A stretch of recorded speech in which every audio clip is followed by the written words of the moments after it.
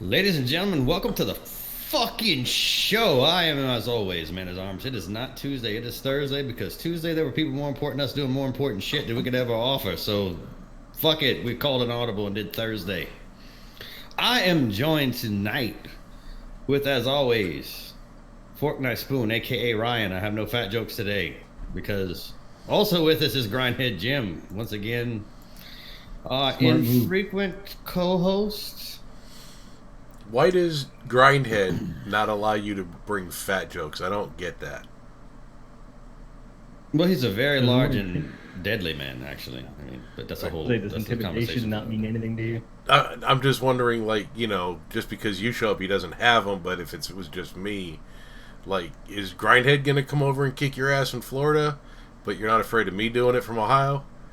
I mean, he's capable of doing it. I'm not a very big dude, competitively speaking. Okay. Just remember, I live. Kung Fu is fucking weak. Remember that. Well, and to be fair, one of the most badass men on the planet that ever lived was one of the smallest men on the planet that ever lived. That's true. There is that. His Kung Fu was way stronger than mine. What little finger, right? Rick's crying for like 3 months. I can give you the middle finger. Where's it hurt? Everywhere. Oh, fuck. It's so much pain. Just 6 months ago. How many? I mean, I'm not saying I would pay real money to see that, but I would. Fuck your fingers. Fun. One motherfucker. But regardless, we digressed already. This is fine. How's everyone been? There have been things. There's been lots of things. We'll let Jim go first. Overall, how are you? Overall, really good. Real life has been throwing some shit kickers in my face, but we'll get through it. Same. Stress, but, you know, overall, things are good.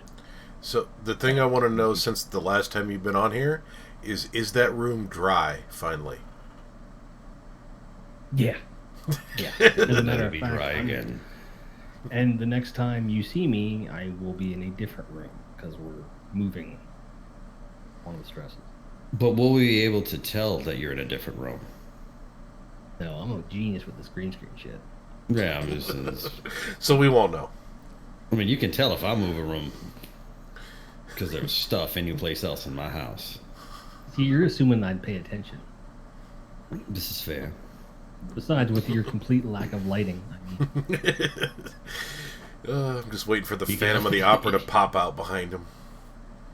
I mean, I don't have to throw shade. You already have all your own shade there. Like, I don't need any extra shade. You got shade for days.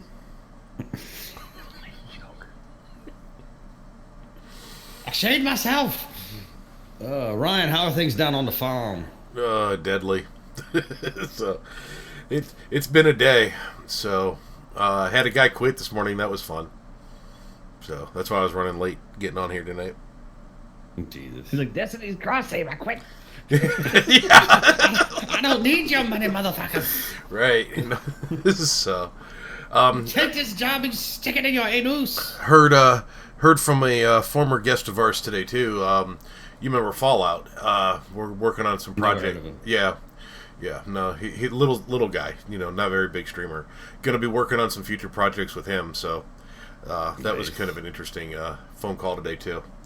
So Now that Crosssave is a thing, I'm gonna need some help in the future iteration of Trials. So, which if you watch the Vidoc, that'll be a minute.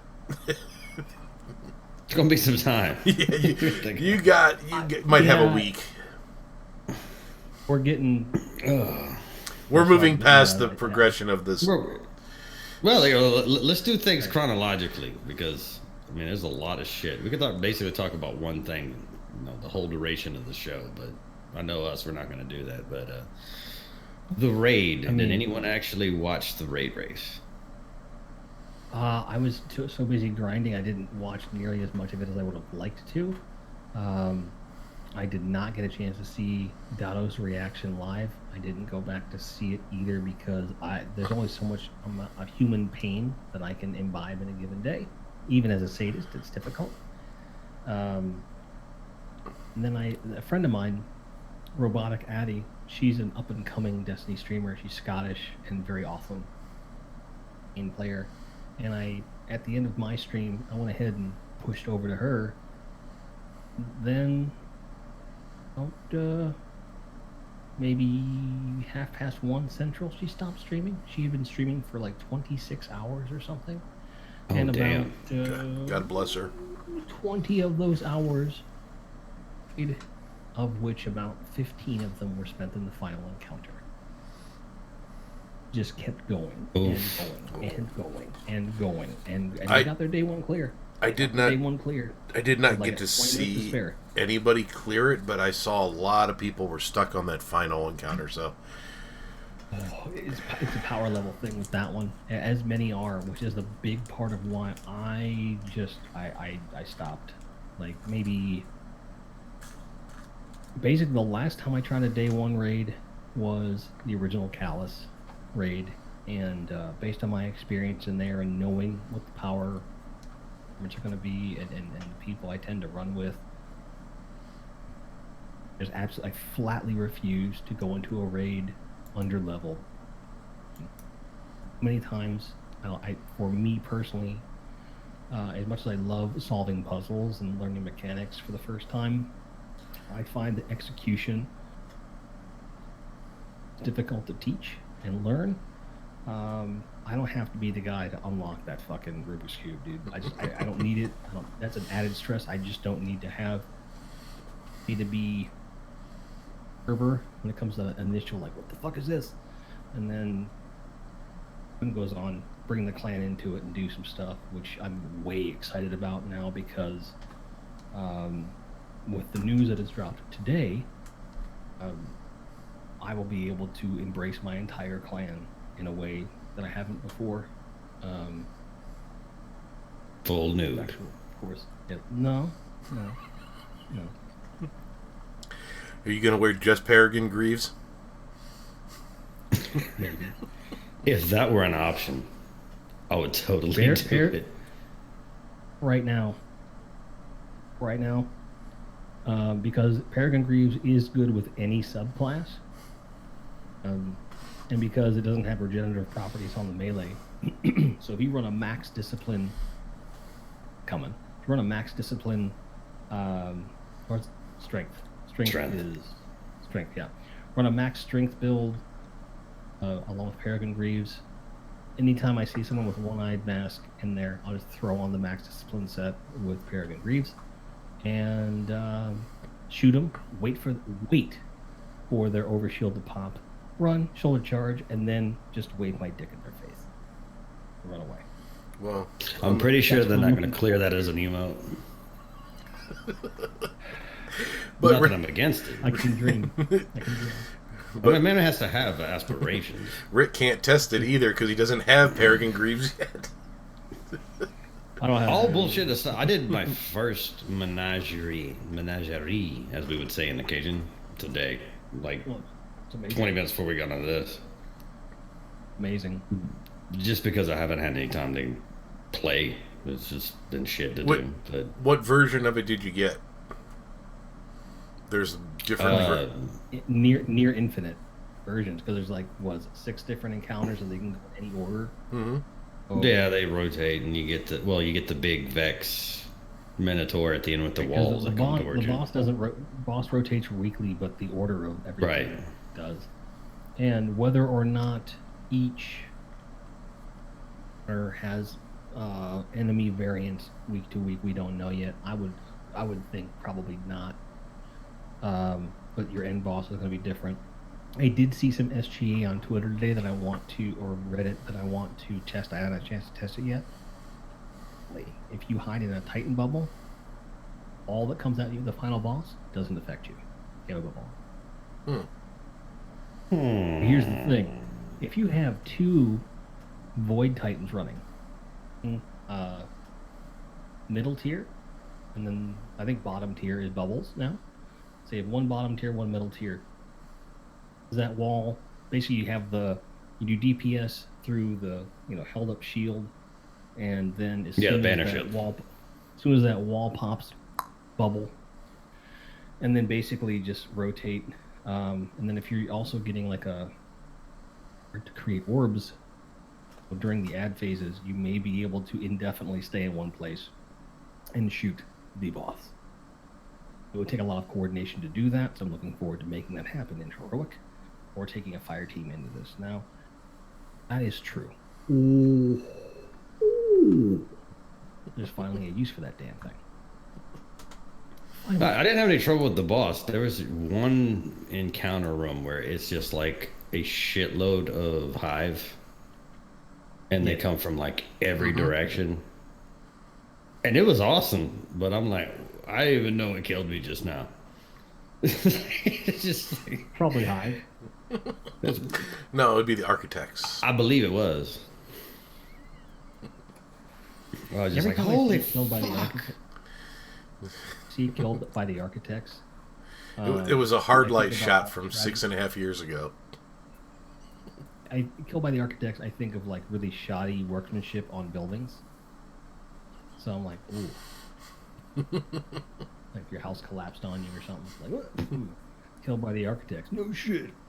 That's the only thing that goes through my brain every time. But that's been popping up a lot more lately. Like I know it was a wizard that killed me, and then it says killed by the architects. Like Tesla death ray. I'm like, huh? So what I find really compelling with our conversation tonight is that conversation has evolved in the course of about 10 days or so, where 2 weeks, I guess. Birth announcement, and we had more details about Opulence come out. Opulence itself came out. Days of stuff, and the tone of the community has shifted dramatically throughout that time. Has any of you experienced like an emotional roller coaster of any kind in that time, or have we noticed stuff? Shit's happening, dude. I mean, as far as emotions, I have basically two emotions, one of which is rage, and the other one is not raging at this moment. Gotcha. So rage was probably like 3 weeks ago, because the community was being a bunch of entitled fuckboys and girls about the nerfs. Spoiler alert, nerfs were needed. I do think some of them I was like, eh. There were some weird ones. Like the Lord of Wolves was basically like a Gambit nerf, and it was just like, yeah, okay. But I will say this: I've been killed by Lord of Wolves plenty of times since. Didn't really diminish the effectiveness of the weapon. It just gives you more control over how it works. The fusion rifle buff. I can see how pre this is okay. Now let's go to the pissed off part. People always whine on social media and in forums. Balance your freaking game, Bungie. Well, and then the few blanket nerfs we have was a balance. If they would have left those weapons in the state they were, that raid would have been a 2-hour raid. Yeah, exactly. So okay, that was a balancing move. Like, do you want infinite power or do you want a fun game? Yes. And you have to pick one. And one of the things that is sharply into focus in my head, One night after several beers, I was going through some old recorded footage from Destiny 1. I have a tendency to go back through and I'll just pick a block. Okay, do I need to keep these files? Is there anything cool in here? And I came across a Nightfall run from Destiny 1. It was Omnigul on an Arc burn, and we were two-manning it. Those of you that remember from Destiny 1, Arc burn on Omnigul was damn near impossible with 3 people. Very, very, very difficult. There hasn't been a raid encounter that will ever compare to that. Fuck you, don't at me. Because one hit from her and you're Everybody done. at him. One. Everyone at him. Please at me. If you're on No, audio, I'm gonna leave the Twitter links later in the show. At the fuck. Yeah, my Twitter's been blowing up for like 36 hours, almost 48 hours, because I found the sort feature, the filter feature on the pursuits tab, and I made a video that tweeted it out, and it got picked up. DMG retweeted it. Freaking like 4 Bungie employees retweeted it. They're like, yep, that's yeah, right there. you can sort this. Is awesome, actually. I think it's a great move. I do agree with some of the detractors that say that it should either save that or there should be a hotkey for it. I agree. On console, you should be able to click one of your... There should be a button to click. I would say the thumbsticks are probably the most optimal, where you can click, click, click, and do it that way, rather than having to move your thing. Or it should memorize the way you sorted it last. One of those two things should be a thing. I agree. But all the shade that's getting thrown at that feature can suck my dick, because I like it way better than it being in my character screen. No matter how slow they say it loads, whatever platform they're on, it still loads faster than the goddamn character screen. I don't give a fuck. It's faster, and I can get to it. It's more convenient. I don't give a fuck. It loads faster than if you want to preview what a shader would look like on your character. Yeah. And speaking of which, the new shader may be confusing at first, but they are more accurate. I like that. It's just it's people fear change. That goes with the nerfs. It goes with the systems. Pulling a Garth Algar. We fear change. Like they don't like it. Yes. And, fine. I mean, it's okay to fear change, but you have to embrace it in a game that is designed from the ground up, from concept to execution, to be an ever-growing, living world. You know, something that's not necessarily going to be in perpetuity, except in concept. You know, you have to embrace that. We're never going to get back the House of Wolves meta, because that was different. You know, and I don't want this back. No, I kind of do. No, thank you. You take your Suros regime and you stick it up your ass, sir, and pull the fucking trigger till it goes click. I did. Why do you think I'm so pretty? Well, let's get into today, because we've only mentioned it like 4 times, because this will go on forever. Crosssave. To gloss over, right. Crosssave. Oh, straight glossing over this shit. Crosssave. This is a fucking reality now. Yes. There was a ton of speculation and leaks going into this, and I did the research, and I read like what Jason Schreier had to say. Basically, up until last night, Sony was holding out. The theory is that Bungie allowed the leak to happen for Crosssave.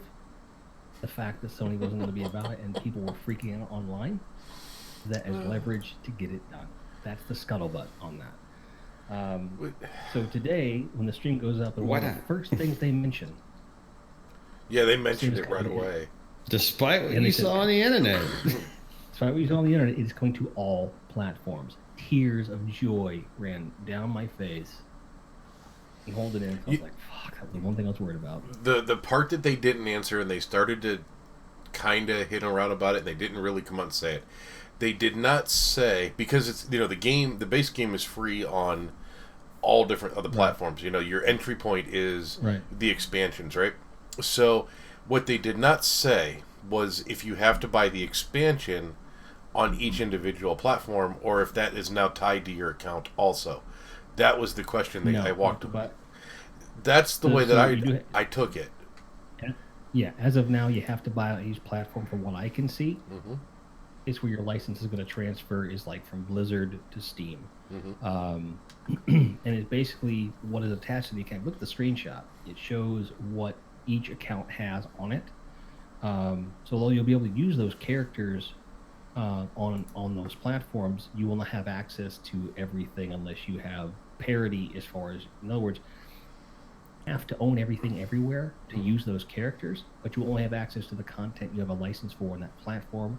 I think it's an elegant solution. I think it's fair because let's face it, there were a lot of us that were buying it on multiple platforms to begin with and committed to doing so. Seeing that the moving forward pricing model for the game is arguably much lower in the long run. $35 for the next big expansion plus anything from $10 to $20 per season. I'm assuming the seasons, because they are pricing it per season, probably $10. If I had to venture a guess, if they go up to 15, I wouldn't be upset. I'm hoping for 10. I bet you we see 15. $10 if it's 15 a quarter, that's $5 a month. I don't give a shit. So part of me is like, just charge me $5 a month, but that is not going to be it's going to be cost prohibitive for some people. Some people prefer to, like, say, put my $15 down, I'll skip beer this week or whatever. And that's fine. So that means that for someone like me, the game, I'm going to want it on PS4 and PC. That's a $70 investment. When you compare it to what I spent on Destiny 2 going in, I'm not going to disclose that number, except I will say that I bought. It's largish. It's largish. Yes, I bought a collector's edition physical for PS4, and I bought digital deluxe on all 3 platforms. And that's before I bought any silver. I bought a lot. So for that to where we could be potentially, and we're good. I saw a tweet today. No, go ahead. No, the silver purchases will synchronize. The platform you buy the silver on, those purchases will kind of stick and kind of thing. I would assume that if I'm playing on PC and I buy silver there, that the account will then synchronize that over there and this and that. Because of its cross-save, makes sense. Now, if they say, well, your silver balance transferred, because the way I looked at it was that the way it reads, your balance transfers once, and then from there it just synchronizes wherever you buy it. And I would be happy to rotate where I buy silver.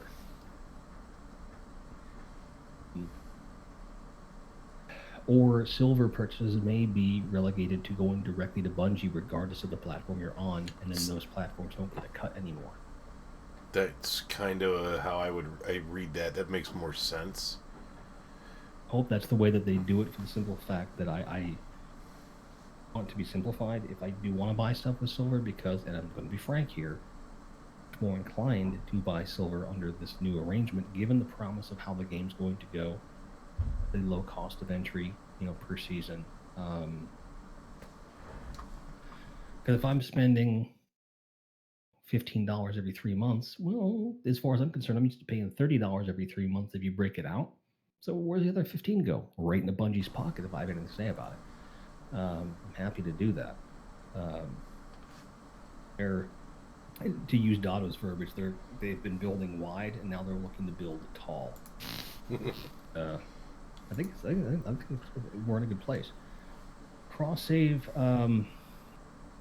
the thing that came out, and this is important to note, that there is not going to be account merging. Not happening. You can't take one character from one account and one character. Yeah, no. that is not a thing. Actually, that might be a thing. What? Because it does. How would you do that? Because if you look at how it works, the first step is to sign into the accounts and link them. The second one is to select characters. So there is the potential that you can select this character from this platform, this character from this platform, this character from this platform, and move them forward. Because you got to remember, not everyone ran 3 characters on 3 platforms. So presumably, you could take your Titan or your Hunter or your Warlock from each of the platforms, integrate them into one account, and then move forward, and everything's there. I think that may be the way that they're going, because if it was choose characters, if it didn't say choose characters to choose platform, choose primary platform. You see what I'm saying? So the verbiage on that screen is very specific. So it is possible it'll work that way. If it does, that's a solution for some folks. So they could bring one character over, sacrifice, like let's say you played PS4 on DS1. It won't work. All three of those platforms have 3 different vaults. And it's not the character you were to bring over, it's your shit. I get you. Point being that vault may indeed synchronize in a way. I would. Coming. I'd like to go back and see that screen in more detail, and wonder if there's like a drop-down menu where it says choose primary platform, and then if maybe there's a little arrow that you click and it drops down and it says Blizzard, Xbox, PS4, and then you just select that, and then it would bring up your character selections. So in a sense, from whatever platform, you'd almost be able to pick up from 9 characters if you have 9, if you're on all 3 platforms. It's just saying, okay, I'm wondering if that's the case. Almost the way that DIM works. You know how like you up in the upper right hand corner of DIM you press and it goes Blizzard account, or it goes Xbox Live, or it goes PSN. Right. I almost wonder if that would be. I couldn't see it in good enough detail. The scenario potentially there would be for the folks that went from PS4 to PC. What if they were able to integrate one character from PS4 but make PC their primary? Like, in other words, take 2 your characters on PC, import them, that's your primary platform, because all your D2 progression's there. You bring in that one character from PS4 from when you played for that month. Mm-hmm. Your veteran benefits moved over. If that's a possibility, I'm in. It does not sound like that's the case based upon an official tweet from one of the devs, but they didn't say that isn't a thing. They said flat out that you can't merge all the accounts together. Right. They did say pick the platform and you move your progression over, and that's probably the way it's going to be. But it's interesting to speculate. One of the things that I did hear or picked up from watching that too is they haven't finalized how it's going to work yet either. They're still tweaking and pressing all the buttons and doing all that. So whatever they tell us now, 3 months from now when this goes live, 4 months from now when this goes live, it could be all different anyway. And there's also that other possibility, and the one that I think is the most likely or most plausible in terms of the people that may be getting screwed over by this, if they moved to PC but they had veteran on PS4 or Xbox. They choose the PC as their primary platform. They can only move those characters. However, maybe there will be a way to say, hey, you had veteran status on one of these platforms, you'll get those veteran benefits moving forward. So, like, because if you can do that, I think that takes away the sting for a lot of people. I think a lot of people are going to have their puppies stepped on. Yeah, I don't think that's okay. I think it's going to have to be pick 1, 2, or 3, and you have to go forward. But this is, and that's the most. That is by far the most likely end solution. And the truth is, the simplest explanation is usually like the way to do that. The truth is, though, if you have gone and moved away from a console and you're playing on PC only, you don't care anyway. You've given up on that. Like, I was sitting here thinking about today, I haven't turned my PS4 on other than to update it in 2 years, really. Since D2 launched on PC, I haven't turned on my PS4. So, by the way, I'm selling a slightly used PS4 Pro. Ryan, Jim's a little low on his audio. Okay. Well, what I find very interesting is that once that potentially painful migration has occurred, from that starting point, though, anywhere, play anywhere, and it all synchronizes. Once we get over that little hump, that little hurdle, it's going to be good. So my dream is realized. When I'm playing solo, I will always play on PC when I'm playing solo. I have guys on PC in my clan that I'll play with. I'll play with on PS4 with guys in my clan. And be able to go in the living room and just play on the Xbox lounging. I have never done that with Destiny. Played it on a couch for an extended period of time. There's no reason to, because that was the only console that was in the living room. And now I'll be able to do that and get away from the goddamn desk. And that, to me, is a huge quality of life for me. And that brings up the other side of it, too. The Stadia, I know we haven't seen it, but the possibility of being able to play this in any Chrome browser. So basically being able to play this on any device that is hooked up to a broadband internet connection for the most part. You could... I mean, you don't need a lot of horsepower at that point, you know. So all that stuff, like guys that go to like... guys and gals that go to like conventions or they have work trips and shit, you just take a tablet with you, controller, and it's Zer's selling the Poop Master today. I gotta buy the Poop Master, and then you can log in for a few seconds and buy the Poop Master. Rick is thinking of what his video for the Poop Master is going to be right now. I want an exotic called the Poop Master now. He saw the wheels start turning. He's like, I want this video. You are fucking welcome. Or is there something that I could rebrand as the Poop Master? Is a better question. Mother of Dragons. There you go. But, I said I'm kind of painted myself into the corner, or into a corner now, so to speak, because I now have to play on PlayStation at some point. Fuck. Because some people, that's one of the things that Watts had tweeted out, was that her thought was pick the platform that has the most stuff on it and grind it out. You've got, 3 months, more than 3 months. You got 3 months and 10 days. It's a lot of time. And if you really commit to it, you can get yourself somewhere. Some people, I think that would be worth it, depending upon what they're most attached to. Especially folks that aren't super crazy, grindy people. And when Forsaken was announced, I made a commitment to stick with PS4 until Crosssave, because I was like, Crosssave's coming someday. I just know it in my heart of hearts. And PS4 has my most progression. That's where I play with people the most at this point. I gotta stick with it, and I made that commitment, and I'm really fucking glad that I did. I'm one of the lucky few that are like, I'm on this one thing. To be able to bring those OG characters that I've always had, bring them over to PC in 120 frames.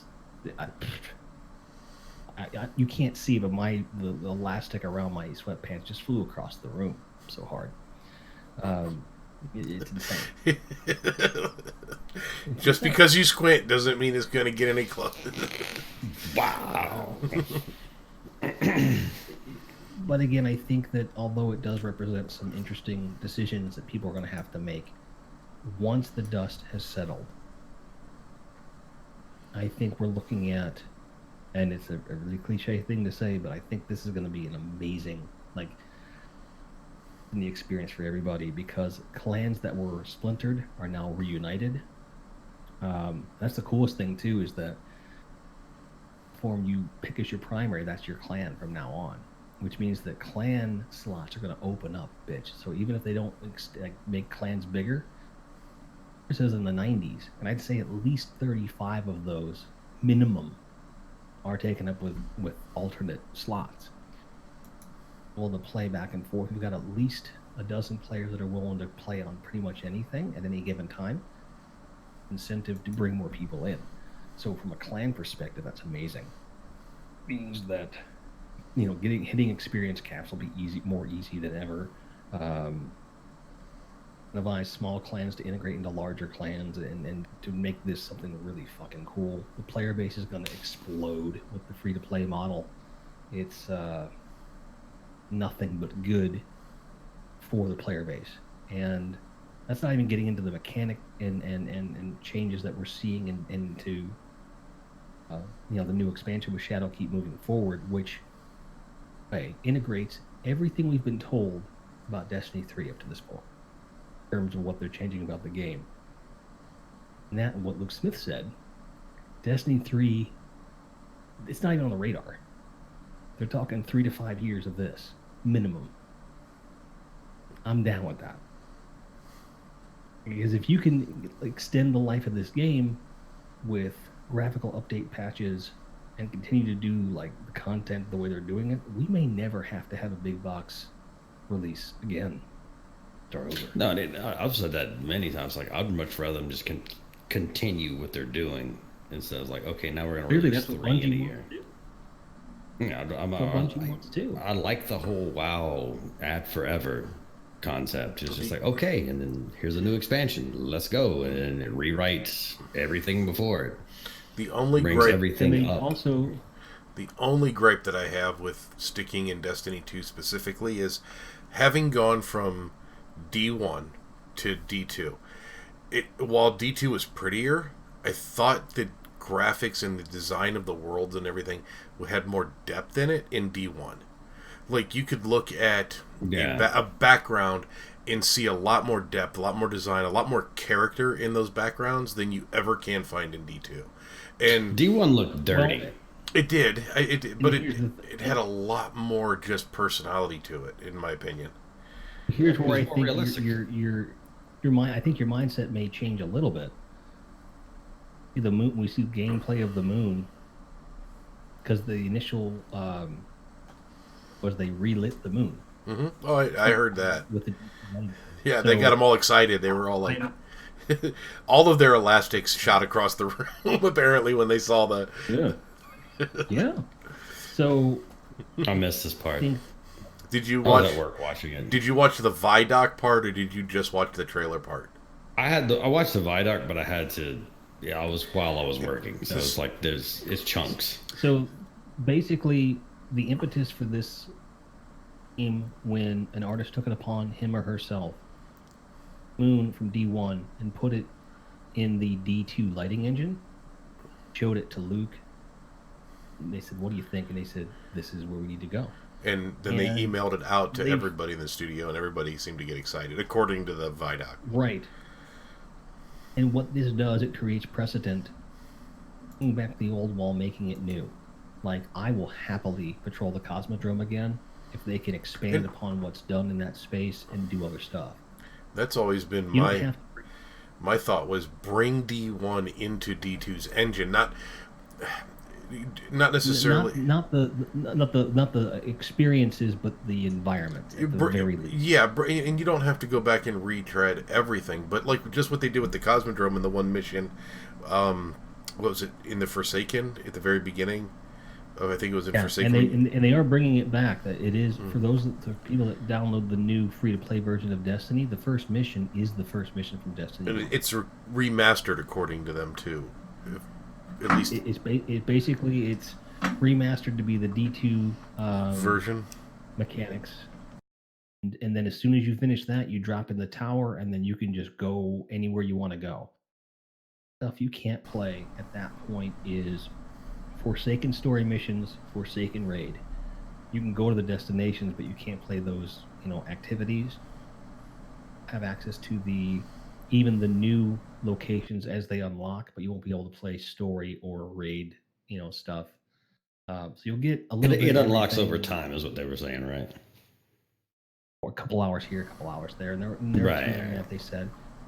I think that their reasoning behind that was really smart because this is designed for new players. If you put somebody into Destiny 2, so you can have all this shit, give them Nessus, EDZ, Payton, IO, Dreaming City, Tangled Shore, all at once, they're going to be like, and not know where to go or what to do. The idea of slowly unlocking that for them is only move. Have access to the whole first year of the game right out the gate, and they have plenty of story content to dive into if they want to. But going in will be light level 750 day one. And Drop in the tower, 750. Mercury was the first world expansion, yes? Or was there another area? Well, it was more like an efficiency apartment of a planet, but yeah. Yeah, well, it was the first. What I mean by world expansion is it was the first new playable zone in D2. Correct. And then, Correct. So, right. and But then it was basically like the size of a shopping mall. Yeah, it this does. is I mean, correct. it doesn't matter that it was the size of my apartment. I'm just saying that was the first. So basically, everything. It's the other planets, Titan and what is it, EDZ. Yeah, all that was there. D1. Yeah, you start in EDZ. Basically they'll unlock in the order they were in the campaigns, basically. but it'll be a couple hours of just general putzing around, but no requirements in terms of milestones to get there. They want you to kind of get used to each environment and have some time to play in them. And you only Makes need sense. 5 minutes on Titan. That's, you zone in, see how much of a shithole it is, zone out, you're done. You know, you don't need to be there. Yeah. Stand there for 2 hours and be like, I'm good. All right, I got it. Titan. Wait, see, that's one of the things that really. I mean, this has bothered me since the beginning. Titan's actually a very large world. It's just not utilized that much. You go through it one time, and then there's enormous chunks you'll never see again. That's one of the things that I absolutely love about the new system with the Menagerie chests as you complete the bounties, because those chests are found in these oft unvisited realms of these worlds to remind you, hey dickhead, this stuff's a lot bigger than you remember. You just don't have a reason to go there. They give you reasons to go there and explore and shit. I'm not sure I had a reason the first time I went there. Well, I can't help it if you drink too much whiskey and you're easily distracted. It's like, go through here and talk to Cade. All right, you'll never come back. Good. Oh wait, he's dead. Sorry. Oh, was is it too the soon? question. Is it too soon? So- I'm sorry. You just totally derailed where I was gonna ask Jim, since it sounds like he watched the entire thing. Did you get the impression all the way through that Vidoc and all the way through all of that thing, they really, really wanted to say Dorito Ships and they couldn't? Like, they didn't want to spoil that surprise. I was just like, everything, the tone, the coloring, everything just said Dorito Ship, but they just would not say it. They just would not bring it up, because I have a feeling that that's the end game here in this next expansion. If it's not the end game for this next expansion, it's probably coming in one of the next seasons. Sometime in the next year, it'll be a thing. I don't really care when. The darkness is closer than you thought. All this other shit. Right. Mm-hmm. I would be okay with one more season leading. In other words, what if this whole thing was like the first wave, like the Marines' foots on the ground, feet, hooves, claws, Feet. extremities on the ground, dicks. Boots. Exactly. Thank you. Boots on the ground, moving into so what if this is like the first wave of attack, which is crazy. A season or two later, you get either the second wave or it's just like, boom, bitch, Dorito Ships. This is your Infinity War to your Endgame? Is that what you're talking about? No. Everything. So the Dorito Ships are a big part of the storyline for Opulence. Huh? Just throwing that out. Oh, yeah. That's all coming. Oh, yeah. So I do think I would say it's a safe bet to assume that that's going to be part of our end game for this coming expansion. Oh, it is. But whether or not we're going to actually see the full effects of that right away. In other words, it's kind of like, think of it like this. We saw hints of the Cabal moving into D2, and then when we hit D2, D2 was like, hey, the Cabal hit. But we're still feeling the effects of that months and years later. Just with Callus returning and all that stuff. So I feel like the Dorito Ships in the darkness are the us and Cabal moving forward for the next couple of years, probably like a year or two, where it's going to slowly ramp up. So that's what I don't think they're going to pull a Zol and just throw the whole darkness thing at us. Because if we beat the darkness, motherfucker, what's next? So what I want to know is going to happen. when do those ships land, and when do the Vulcans come out and go live long and prosper, and then we shoot them fuckers? That's what I want to know. In an alternate reality that doesn't exist because Star Trek is not licensed by Bungie. However, what I'm thinking is, Isn't that kind of how that played out? I would assume a minimum of a year, probably a year and a half to 2 years. Ships will arrive, which will start the second collapse, and then we'll move forward in some way. The question then becomes, does the second collapse mean you lose everything forever? Or does it mean that you have to slowly build back up your power and then you get your access to your stuff back? Wouldn't it almost make sense if that was going to be the way that it happens? We're going to lose everything. That would be the shutdown to Destiny 2, and then D3 is the building yourself back up. Because I think they learned that lesson going into D2, which is you can't destroy it at the beginning of the game. That has to be your ending, not your beginning. And I feel like if they do a third iteration and they do start that over and that becomes this is now the platform moving forward kind of thing, which still may be 3 to 5 years off if it ever happens, right? So let's say it does. I think that they're going to have a plan going in where you do get everything back in one form or another. I don't think we're ever going to see a full reset that never gets trickled. You know what I mean? I just don't see that happen. It isn't fun. It isn't what their goal is for the game at all. But that said, if they deliver on the promises that they have kept or promises they have made with this announcement today, I would be much more. I think that I would be okay with whatever approach they take, provided that it is in line with what they have said they're doing moving forward. See, and I'll tell you, it's difficult for me to imagine a full-blown reset at any point in Destiny's future based upon what they said today. But if they do one, I have faith they'll do it right. And see, I took that the VIDA, the whole thing today, the announcement or whatever, I took it to mean different. I heard 3 to 5 years, and like you're saying, you're thinking that's D3 launch time, and I heard because of the way that they did not give us any real clarification, what I was hearing really and truly isn't D3 launch time. I heard D2 will be done. We will be in D3, and we might even be at game shutdown, or we might be going into D4 by the end of that 3 to what I took that to mean was really expect D3 in about a year and a half, 2 years. And then we have the time frame to run that game's life also. That's both of those happening, but I will say that because Activision is not steering the ship, that they will handle it in a different way. Because the idea for a game reset would no longer be to bring new players in. No, but I definitely see the few things you have. PS5 and Xbox 31 or whatever coming out. You have a Stadia and you have a rumor Switch. I can see them going, you know what? Instead of trying to rebuild Destiny 2's engine, let's take all this new stuff that we've done, build a new engine, build a new game, and bring those things over on the new platform. But here's my thing: is that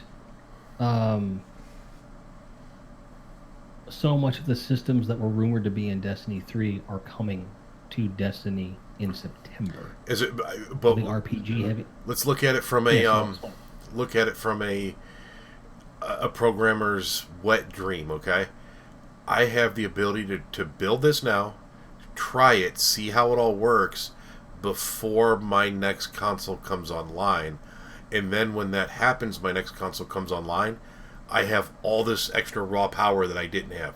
So I got a test bed now, and then I have this new machine that's going to be out for 5-6 years, whatever it's going to be, that I have to, it'll be right for. So I have a beta version now, a dev kit, however you want to say it, and then the real version.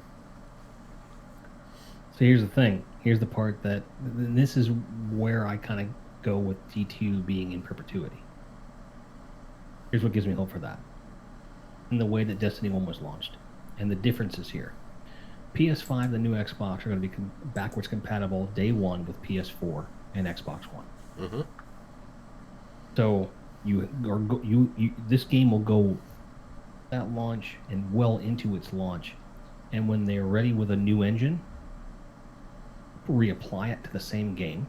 Okay, it becomes a next big Comet release, and they stop support at some point for new content on the older platforms, just like they did before, because all of your licenses carry forward. You don't have to buy anything new except the machine.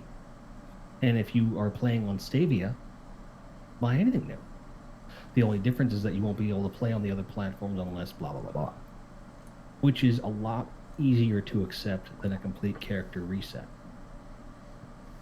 It means that now you have your guaranteed frame rate locks at 60 frames. You have your ability to program on the dime and give yourself 9 cents change. You have all those things without losing the game world you've been building for, at that point, 6 to 7 years. Or the character you've been building for most of that time.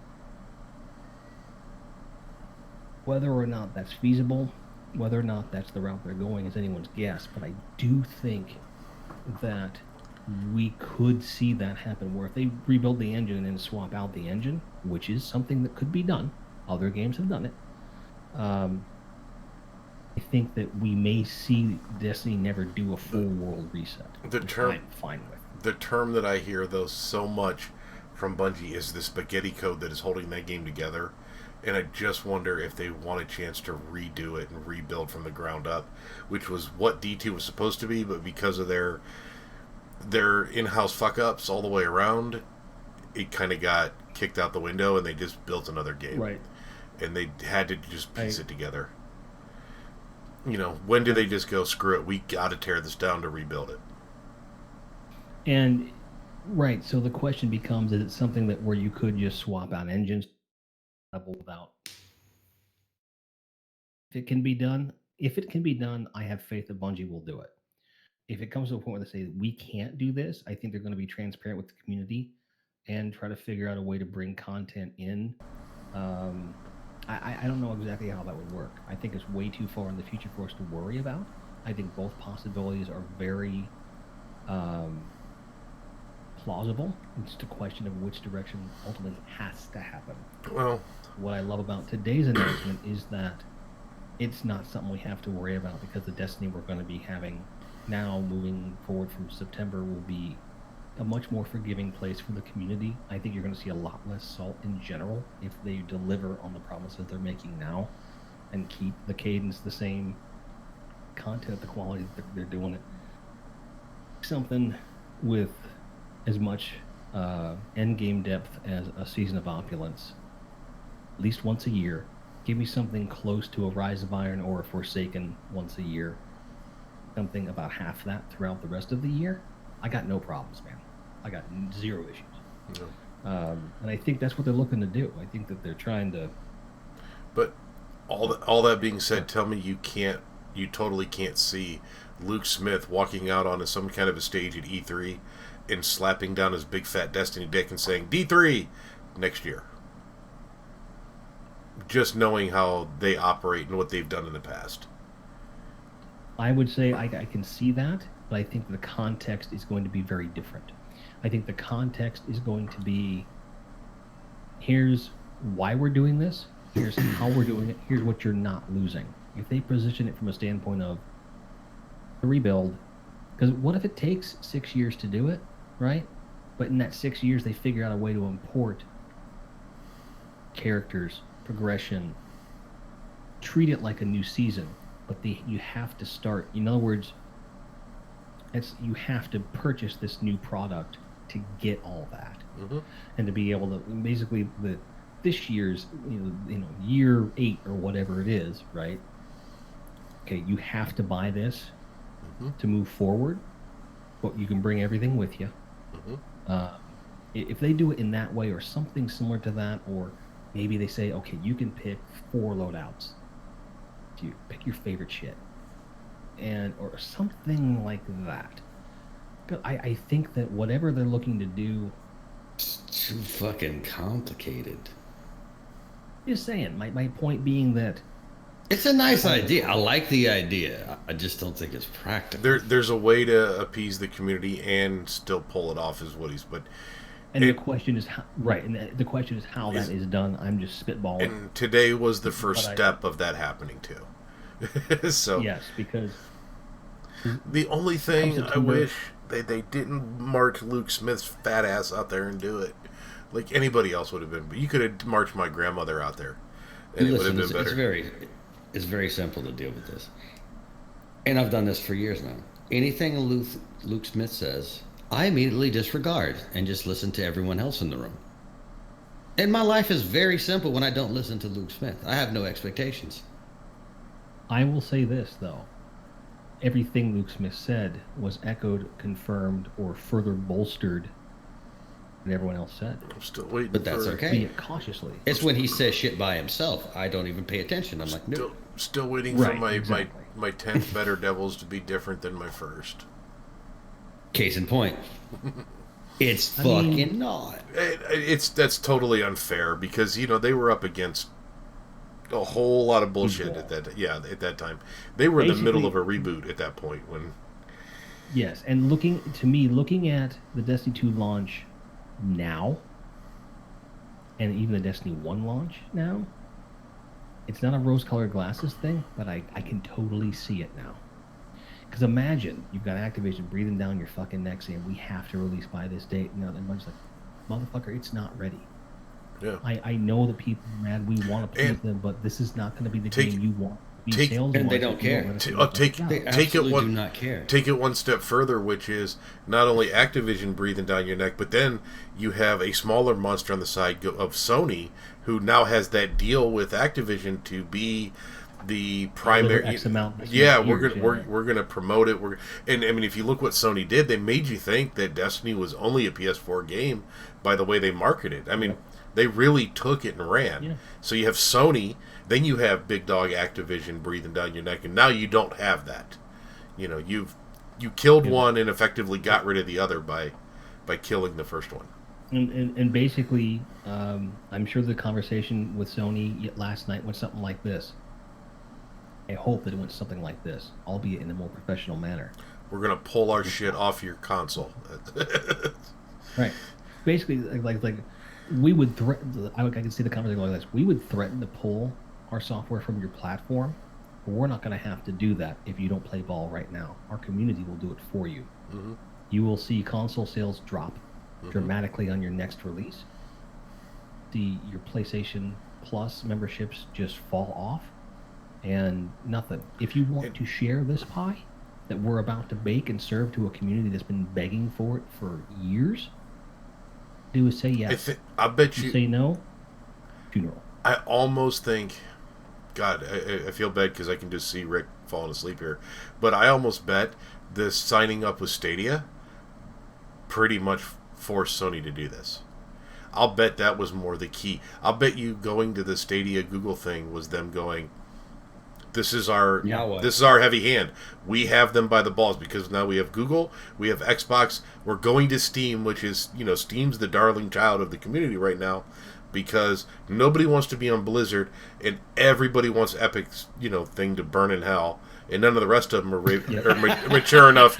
None of them else are mature enough to take it on. I mean, so, I love that Bungie like had the balls to go to what was probably a really lucrative deal. Epic probably offered him a lot. Probably. And Bungie had the balls and wherewithal to say, no, we're going to go with... You don't have a shopping cart, motherfuckers. Fuck you.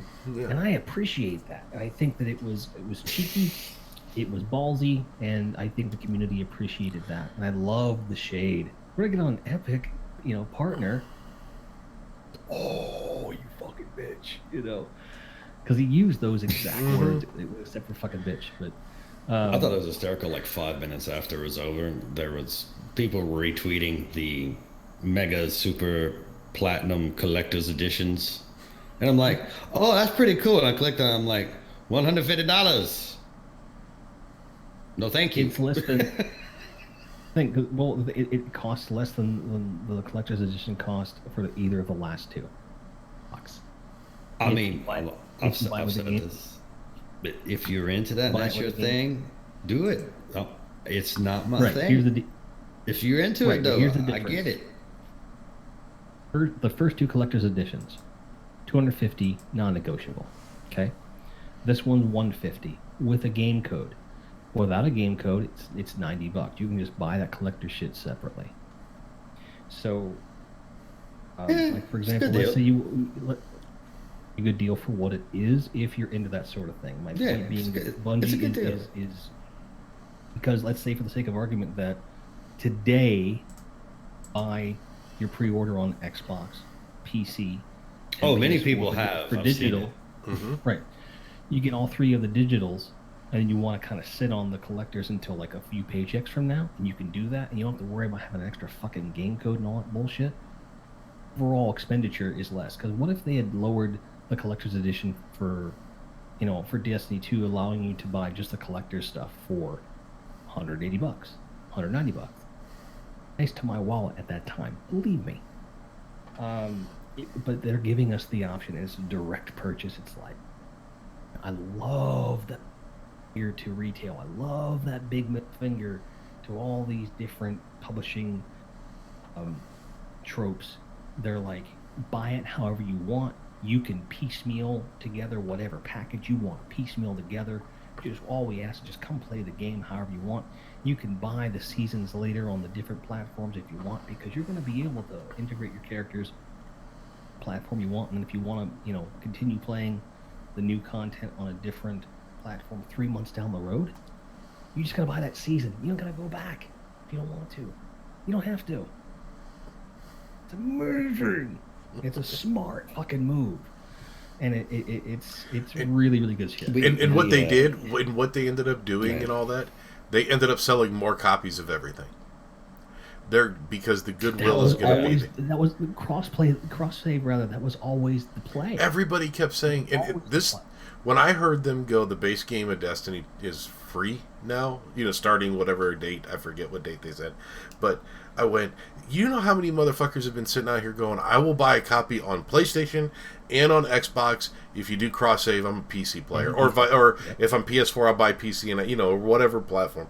And they just literally said, we don't want that money, we'll just give it to you on those other platforms if you want to do it. At this point, I've got people that had swore off consoles forever that said, hey, when the time comes, if there's people that are going to need help here and there, like, I'll switch on the old console and help out. And that's going to only rise when we do get to that place where a PS5 or an Xbox 17 will run at 60 frames. When that happens, no love lost. It's going to be really to everybody, and you're not going to lose much, if any, of the experience doing so. And at that point, it becomes fair fucking.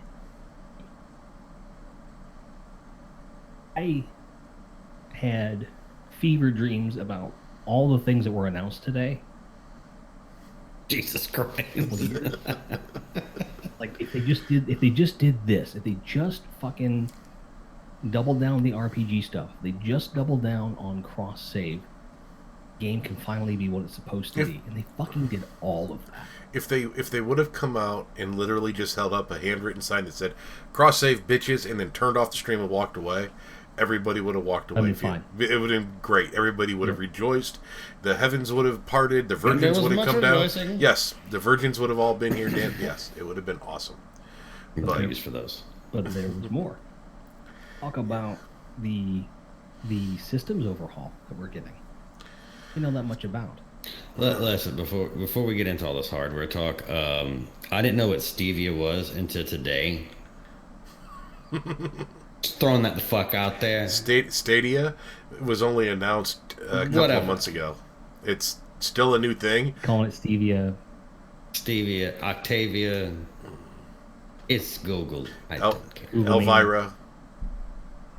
I don't care. The thing is, like, what I dig about it is that essentially you want to play on the go. And like, if you go to a convention or something, it would be a real move to grab a Chromecast and just take it with you. I agree. So for people that travel, I'm not a fan of the subscription model that they have, but that's on Google. I'm not a fan of going to be some people. I'm not a fan of a lot of the things that go on with it, but the idea that it's there, and I think it's only there as a bargaining chip against Sony. I think if Sony would have come in and said, fuck yeah, we'll do cross-save, we wouldn't be talking about Google at all. I agree. But the fact of the matter is this: it's there. Mm-hmm. And here's the thing: I can imagine being a fly on the wall at the Bungie meeting and said, "This motherfucker in Stadia,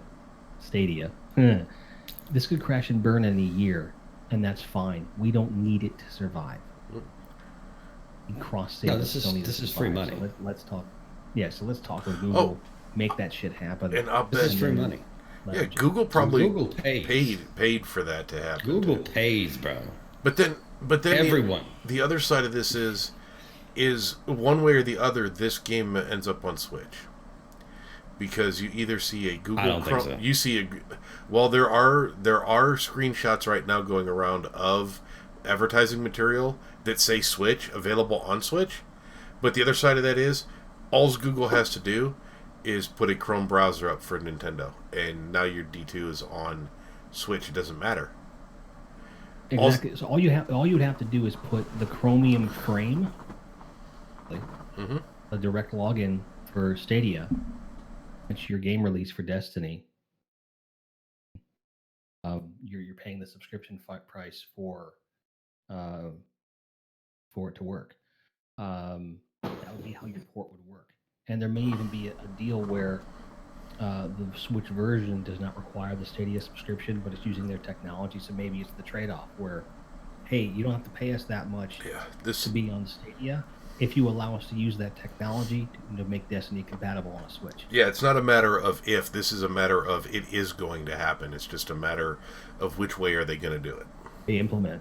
It's a question of how they implement, exactly. Yeah. And if they do Google Stadia on Nintendo Switch, I think that would be a smart play. Xbox Live suddenly is there. Make that subscription. Yeah, it would make a subscription model. It's going to make me buy another fucking Switch. Yeah, there you go. Your thumb still won't fit on the controller, so don't bother. Oh, I had one. I had it for 3 days.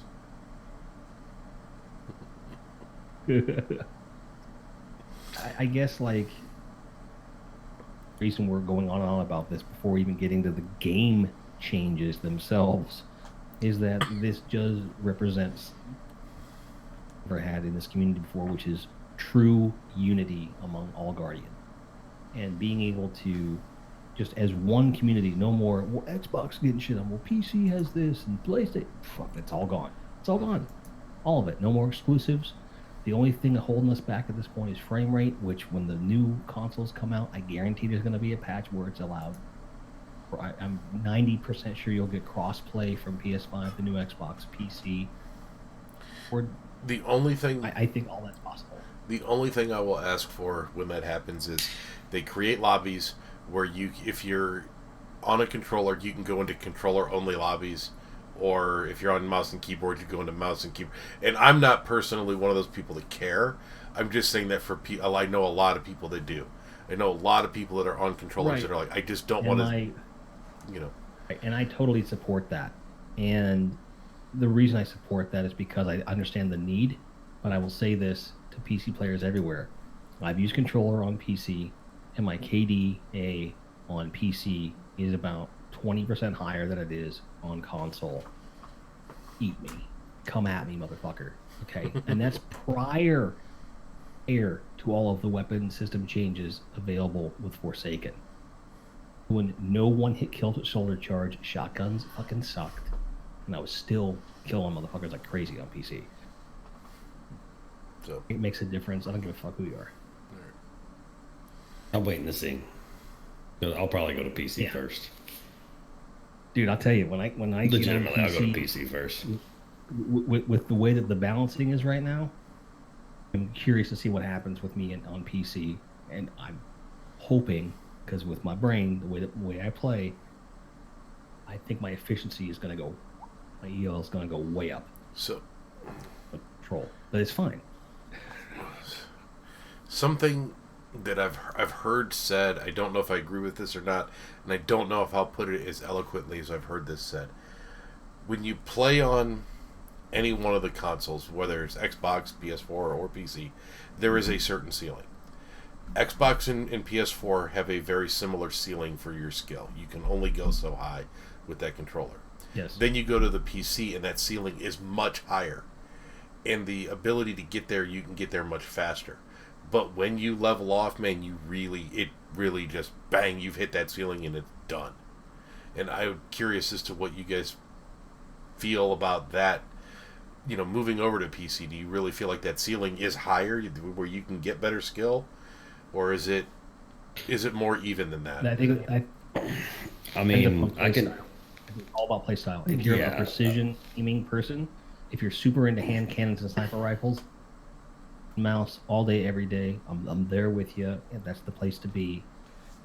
Everything else, I think it's as big of a jump, but I will never sit here and say that KBM does not make a difference. It makes a huge difference for many people.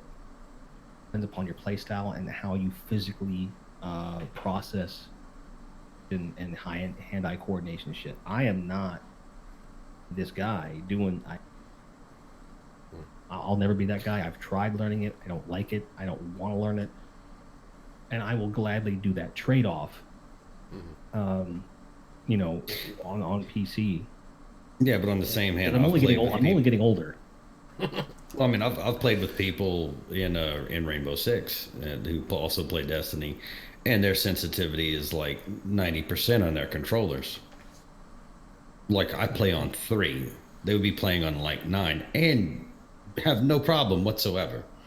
Just like okay. Depending on how you have your controller, and depending on how your controller tuned, I think it's the same thing. I think it's a question of if you can do those minute movements with a thumb, and pull it off.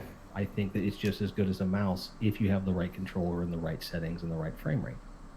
Now me, I do not make small movements. The percentage of people that's going to apply to are relatively small, and I think it's a skill level thing. And I think it's the same people that would benefit from a mouse. I don't. The separate thing in my hand, but that's a whole other argument. We could have a whole episode about that fucking argument, at least. I think we did already. Armor. Can we talk about armor? Yes. Well, he doesn't care about armor. Bitch. Actually, no. This is where me and Ryan will finally have a common ground on armor. So he gets to get all of his stats, which he doesn't care about how he looks, and I get to look the way that I want and still keep my cool stats. What's the best way to say it? I don't have to look at my character. And what I mean is, I'm too busy looking at the world around me to give a shit about the little icon sitting right in front of me. If I'm in a fight, doesn't use swords or sparrows very often. I'm just saying, if I'm in a fight, I don't care what I look like. Is all, Right? What's it matter? I 100% care what I look like. What's interesting is that you'll be with this new system because perks and mods are now all mods, and then you have a collection of mods from everything you've gathered, and you can basically, this will mean that for you'll be able to say, okay, for the first time in my Destiny career, let's find something that speaks to me visually. I can make this decision once and say fuck it, and I want to make my perfect build with that set of armor. That just becomes my canvas. And so here's the thing about exactly what you just said. There isn't a set of armor in Destiny that speaks to me. I don't like the design aesthetic of Destiny. I never have. Oh wow! Holy shit! You talk ill of our game. I just don't like. There's nothing about it. It's not D1. It's not D1. I didn't like D1. I don't like D2's design aesthetic. I've never have. I like the game. I like the way that it feels, but it's average looking. It's average looking to me at best. Best way I can describe this, I love the design of Star Trek Discovery. I hate the design aesthetic for Star Trek. That's fair. You know what I mean? And the thing is, maybe I don't know what other one of those two things are. I like the new one, not the old one. And they look totally different. So here's my not necessarily a counterpoint, but an addendum, right? If moving forward, this is the way things work, I think that there would be a greater emphasis from the design standpoint to take as many fucking aesthetic risks as you want and create crazy armor and do new things and go outside the box, because now it doesn't have to apply to one activity or whatever. You just put out a fuckload of armor and give people more cosmetic choices to where, because the build, you no longer have to, this has to be Iron Banner specific, this has to be Raid specific, this and that, Because the dream for me is to have Iron Banner sets speak to 2 or 3 different situations, have those sets, and that's all I want. Everything else is going to my vault will be so clear starting with this expansion. because I don't have to worry about hanging on to fuck all. Mm-hmm. All the vault concerns go out the fucking door. Except for the Now I can guns. just collect goddamn weapons. Yep, guns. Which I'm fine with. Guns, Actually, probably a lot of the guns too. Rifle. Give me a shotgun. Give me a rocket launcher. Give me a machine gun. Sword. And I'm fine. I'll grab the specialized weapons for certain activities in case I need them, like Whisper or whatever. Generally speaking, I know what I like. The only thing that comes into play there then is a little bit of the roles, because you know you have like I have this role for these kind of situations and this role for this kind of situation, or which one do I like better because I don't have the god role. So Well, on the weapons or the armor? the weapons. Did somebody just bring you lunch? And why the fuck aren't you sharing with the group? This is fucking outrage. I was just doing my part to make absolutely sure we. Your mic cut out. That's all. Totally cut out. Your mic. This is fine though. You did your part and that was all we heard. The internet rejected Did the my- lies that just came out of your mouth and fell into silence. Perfect. I did my part to prevent a potato chip explosion. That's all. Oh, okay. It's like if you're bringing lunch, you got to share with the class, man. If you're listening to this on audio, Jim just put his whole middle finger in my face from Texas. I took that as him. FYI. I can go too. I took that as him flicking off the internet, not him flicking you off. But whatever. No, it was It was me Rick. specifically. It was Rick. All right, my fault. 100% it was me. My mistake. 100% Rick. My Documented. mistake. Clip that shit. Print it. We're good. Clip it. So, one last thing I definitely wanted to talk about before we start wrapping things up. The term MMO and role-playing came up during... Do either of those terms mean anything to you, negative or positive, where you're like, oh my god, yes, or oh my god, no? Positive. On both? Because it allows you to be as deep with your development of your character as you want to be. Because Bungie are so good at creating systems that find them are accessible to most. Basically, you can have a decent set of gear, with whatever base. Like look at the perk mods and look at this and that. And as long as you have a basic understanding of what each perk does, which most people by this point are going to have an idea of what it means, if they care, they will go after it. The people that really care will go really after it. I think you're going to see the same phenomenon happen with D2 that eventually happened with D1, where a lot of people, myself included, had never really delved into really heavy stats for role-playing games before. I had never really messed with MMOs before. They have much of a dog in that fight. He taught me about it, taught me about stats, and I slowly learned about, I was never going after a tier 12 set. I was happy with tier 11. I knew what stats I wanted. It was fine. I didn't have to fill that last little number. I was okay with it. But for me, that was that happy middle ground. I learned what I had to learn to be effective for my play style, and I made that work. Be able to be as invested as you want to be and still be effective, or if you want to be super crazy invested, you have that opportunity, and the core gameplay is not going anywhere, which I think is the best possible answer. They're not going to be scaring anybody away with this. Is that there's a basic understanding and a basic knowledge available, which will be through YouTube and Reddit if Bungie doesn't provide it, of what each of these stats mean. Oh, I see a lot of the lore nerds almost shifting a little bit and providing those. The Dados of the world coming out with those math numbers and doing just nothing but videos and saying, here's what these numbers do, and here's these charts, and here's the flow sheet, and here's the, X, Y. Dado's going to be in his fucking glory, dude. Dim already has the beta for armor building on, right now. What? So, yeah, I know. He's already testing a beta for this. So, And coincidence? No. No. So, Remotely. fuck that. Just build it. Let's go. Because it's literally around what stats you want and what perks you want in your armor, and it pulls everything. so, I'm like, aha, I caught you. So, But anyway, back to what you were saying. Okay, MMO and RPG. Okay, Destiny is an RPG to a degree. mm-hmm. It is not a full blown RPG because everyone has the same storyline. But it's definitely it's. I like that they use the term action RPG. Yes, I like this.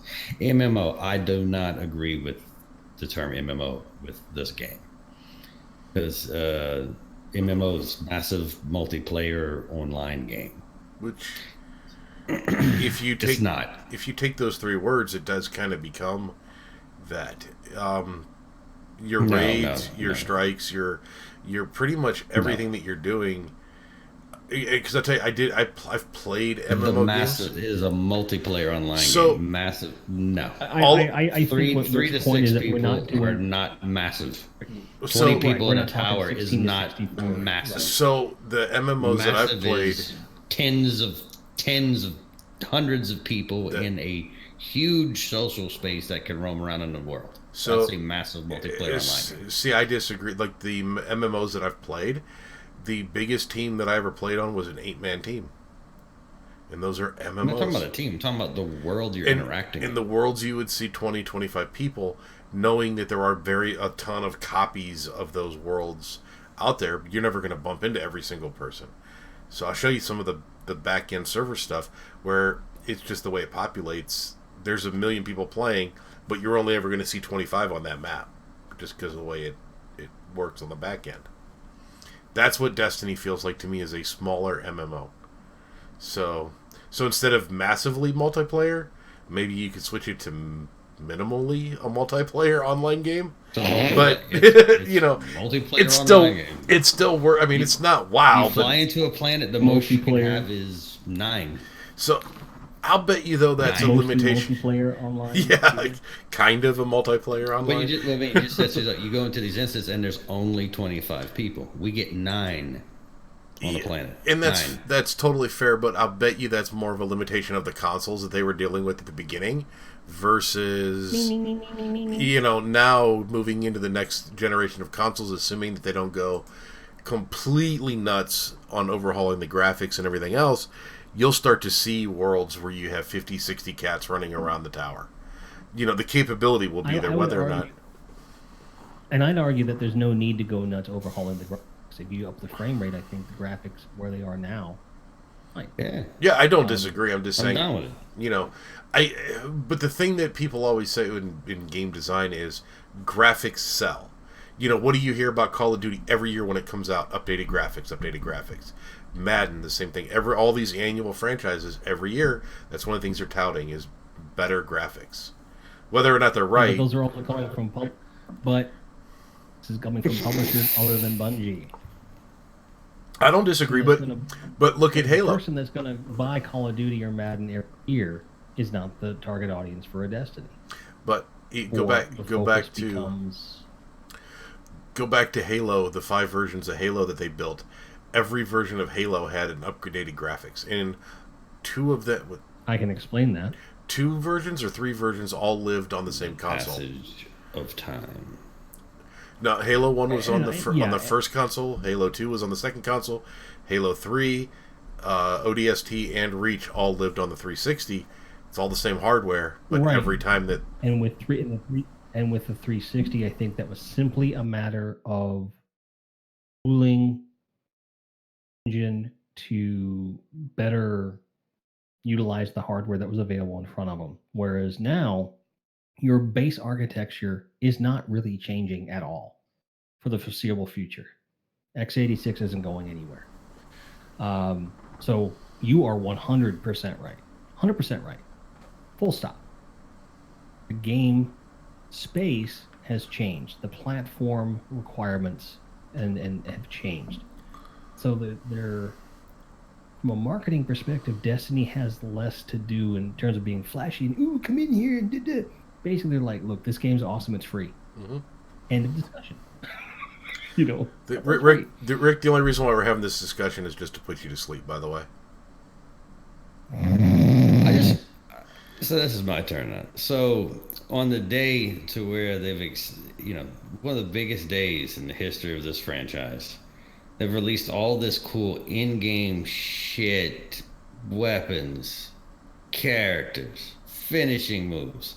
You two fucking nerds talked about hardware for 90 minutes. Hey, Jim, what graphics card do you run in amazing. your PC? GG's. Dual 980 Ti. 980 Ti's, got it. All right. So, Rick, I just thought of a better analogy for my aesthetic choice. I prefer the Halo aesthetic to the Destiny aesthetic. Is that better? Fair. So, Yeah. I love the way the Master Chief's armor looked and was built.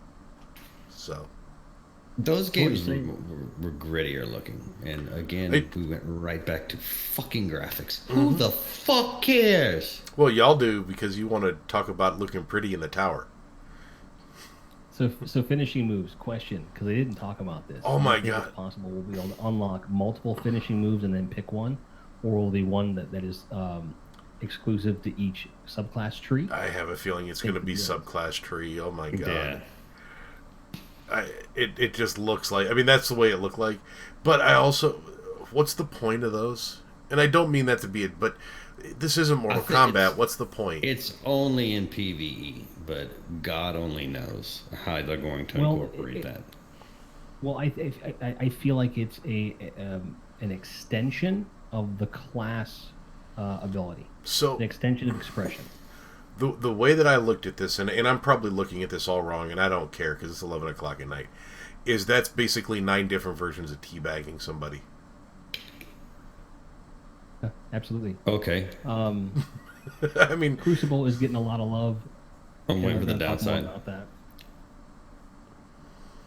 no, I mean, so again, this is almost what I said jokingly about Mortal Kombat. It's like, it's something flashy, but what is the point? Like, if I'm in a street fight and I'm beating the hell out of somebody or I'm getting the hell beat out of me, it's not like I'm going to bust out a Hulk Hogan leg drop at the end of the fight on this fucker. I'm not DDTing them. I'm not pile driving them. Any of that stuff. What is the real point? Clearly, you've never been in a street fight where you had to actually send a message to everybody else. I have totally Macho Man Randy Savage elbowed somebody in real life. I've been in. Telling fucking tall tales. I've been in plenty of bar fights in my day.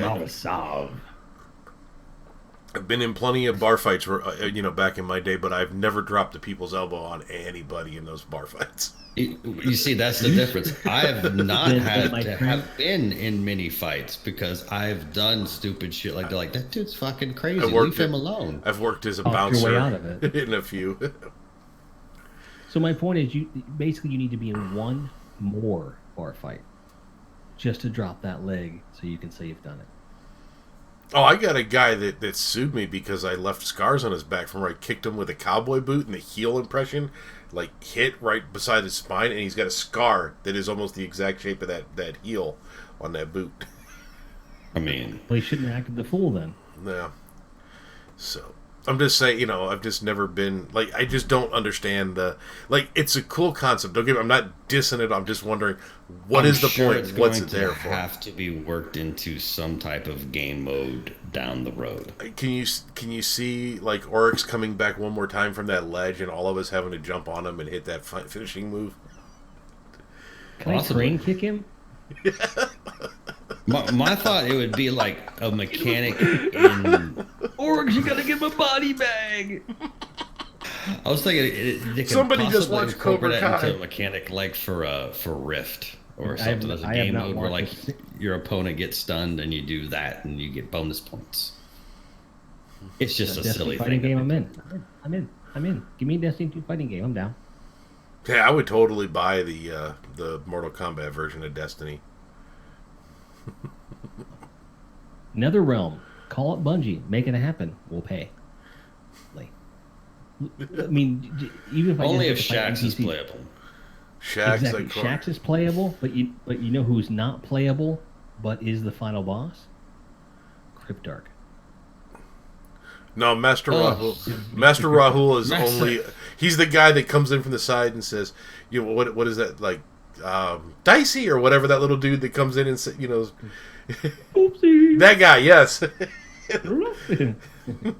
Instead of saying crusty, he goes crifty. Raul could be like your ringside manager. He's like he's like the Mario He just character. he runs out of your corner. It's just like, sit the fuck down. He's the Mario, like back in Mike Tyson's Punch Out, the guy that used to squint his eyes every time he had the hit bald bull. He'd squint. That's what Raul does. And then you got like Marasov running the tournament, and then her stance, she's in the back standing like, very triumphant and awesome, and Shax is like on his knees at her feet, like arms around her leg, like the reverse of the old '80s trope. True cover but reversed. I'm in, because basically in the lore, Shax really has bad for Marasov. Somebody copyright this shit so Bungie can't steal it. I'm gonna message Meki and gonna get on it. just for the laughs, baby. Just for the laughs. Get a hold of Keg. If they take all these ideas, just give me a free copy of that game, and we're good. So, inspired by ideas by the Unfiltered number, whatever. 21, right? 20, 21. So I don't remember. All I can think about now is like Marasov in like a torn leather outfit holding up a sword and Shax's clinging onto her leg. Yes. Yes. It's like a Dio album cover. I mean, it's amazing. I have this picture though of that. I have the picture of what you guys are talking about, but it being inside of a wrestling ring, and the stranger being on the outside going, "I don't have time to explain this." but what I do have time is 1, 2, 3. You're out of time to explain this. Yeah. For fuck's sake. Ring out. So I think we've named tonight's podcast episode the Geek Squad. No, it's going to be D2/Mortal Kombat. There you go. So, or Fatality at the end. Well, being that we spent all night talking about hardware, let me ask you this question, because I don't know. What do you think the odds of a new console being announced at E3 next week are? I think high. Extreme. I think it's already been leaked, or not leaked, but confirmed, because Xbox is already talking about the next console. So not only do I think Microsoft's gonna drop it. Yeah, they're gonna show us the rough mock-up of it. They're gonna talk specs, even though they've already talked the specs a bit. They've already showed us the specs, so I'll bet you we see a model of what the final design will look like. It may not be perfect, but it'll be very close. I think within a month you're going to see Sony do the same thing, but tailor it to what holes they need to fill from what Microsoft announced. I think that's what's going to happen. I think Sony's playing it playing it safe this time around. Christmas time release for any of these, or the following year? No, it'll be next year. Next year. And when E3 is over, we will definitely have a release date for the Xbox. I'll bet you they tell us holiday 20. I think that they both manufacturers probably wanted to bring them out this year, but then did the projections and said we can drop the price a shitload if we wait till next year when the prices go down. And that's part of what their big strategy behind releasing them next year, so they can have a lower price point overall, rather than rushing to get these things out. I would 100% agree with that on Sony. I'll bet Microsoft would like to even push it back farther because of all their studio acquisitions. They're not going to have games ready for a launch at any time this year. They're just now spinning up 19 fucking studios. Some of them. I think in Sony's case that they're probably less worried about that, because they're going to be pushing the backwards compatibility as the selling point, and saying the PlayStation 4 Pro selling point part 2. Whereas, hey, these games are coming out in like 3 or 4 months. If you want to get a jump on it, grab this thing. And on Xbox, I think they're going to be pushing their library. As much as it's going to be a cool thing, even for Xbox, they blew that wad 2 years ago. They dropped, it's going to be, it's all going to be there, but it's not going to be as big for them because they've already done it. So that is now something that we expect. So they don't have that well to go to.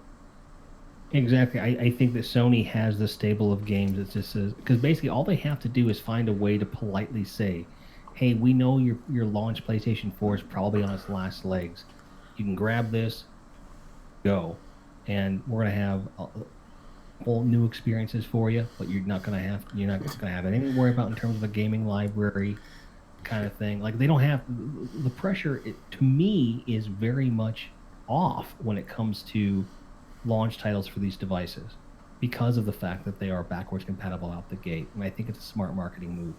Where there's very low pressure to make crazy amounts of sales on these consoles, it can be a slow burn, which is the first time we've been able to say that with a console generation. And I think that's what we're going to see. A slow burn where it's not necessarily a race to the finish. Mm-hmm. Thing where if they have the time to do it smart, which does very much mirror the things that Bungie told us about Destiny today. Yep. I rather full circle. See that. Yep. So, and on that note, we just saw a message in the chat that says we got to go soon. So, Rick, you want to wrap it up here? What the fuck are you saying? Unmute your mic. There Sorry. He starts talking and it's like there's no sound. No. You should have just told him. You should have just told him to speak up and not told him his mic was muted. We could have had laughter for like 5 minutes straight. But only for the video watchers. Yeah, and you know this was more being kind to the audio people. Okay. So, well, I want to thank DCP for rearranging their schedule to accommodate us being on tonight. So that was nice of them. Yeah. Right before we went live, and I'm like, yeah, so much for a potential audience live. This is fine. Mm-hmm. God, everybody who comes in live, listen, whether you're here for the whole thing, you just listen to us ramble, or you're here for 5 minutes just to say hi, I want you to know we appreciate you because... Dude, you give us energy. No, shit, you here, you could be anywhere. Be in a closet somewhere. In any you can be in any dimension at any time. You could be looking at pornography on the internet instead. You're looking at us. Which is kind of like pornography for RPG MMO nerds. Mm-hmm. But what the fuck? Who the fuck we doing next week? I swear. Who's coming on next week? I don't know. You booked it. I did not. It's somebody else. It's two people. Elmer, yes. Elmer's here next week. That's right. Elmer is here next week. Yes. So that's going to be... Hopefully he lets you guys talk. Yeah. Well, he knows as much about hardware as I do, so that'll be okay. Just means I won't talk as much. So it'll be like last time I was here. Excellent. But anyways, that's all I got. Jim, brother, I love you to death. Thank you so much for coming in. Because you're just a dude that's like drop of a hat willing to like go, fuck it, I'm in. I have a feeling that as the months wear on, especially as we get closer to release, you might be seeing me more often if you'll have. We do. This is a cheap audio ploy. He is completely full of shit. We do have a cutout for 4 people, so totally fine. Jim, like several other people, has an open invitation anytime he fucking feels like coming on. Just so that you folks know this. But all right. It's not a question of is if I'll be back. It's a question of when I'll be back and how often. At some point, I might put a ring on this podcast. You heard it here first. It might happen. We ain't asking for it. I don't want that ring. We're gonna need bigger frames. Fucking see, fat jokes have already started. See that? Yeah. That was Rick saying, "Well, here's the deal. If you become a permanent member of the podcast, the fat jokes will flow, and you'll like it. You fucking marine chode." This is what happens when you wake the dragon. Mm-hmm. All right, Loggerhead, you got anything? Keep the dragon awake before he goes to sleep. No, I'm not even going to do the MySpace thing tonight. Let's just get the hell out of here. Okay. Well, in that case, we will see you next week, and fuck who knows what the hell's going to happen. Good night.